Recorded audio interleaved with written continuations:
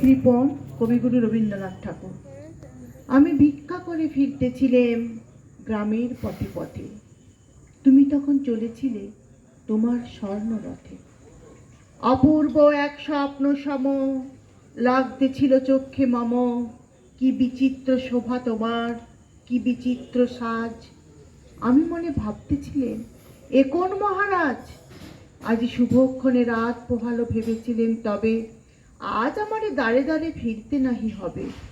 বাহির হতে নাহি হতে কাহার দেখা পেলেম পথে, চলিতে রথ ধনধান্য ছড়াবো দুই ধারে, মুঠা মুঠা কুড়িয়ে নেব নেব ভারে ভারে।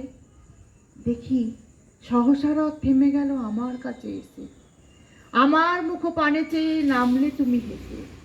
দেখে মুখের প্রসন্নতা জুড়িয়ে গেল সকল ব্যথা, হেন কালে কিসের লাগে তুমি আকস্মাৎ, আমায় কিছু দাও গো বলে বাড়িয়ে দিলে হাত। মরি একই কথা রাজা ধীরাজ, আমায় দাও গো কিছু, শুনে ক্ষণ কালের তরে রইনু মাথা নিচু। তোমার কি বা অভাব আছে ভিখারি ভিক্ষুকের কাছে, এ কেবল কৌতুকের বসে আমায় প্রবঞ্চনা। ঝুলি হতে দিলেম তুলে একটি ছোট কণা, যবে পাত্রখানি ঘরে এনে উজাড় করি, এ কি ভিক্ষা মাঝে একটি ছোট সোনার কণা দেখি।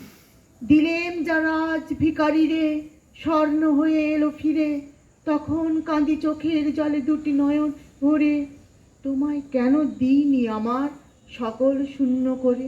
নমস্কার।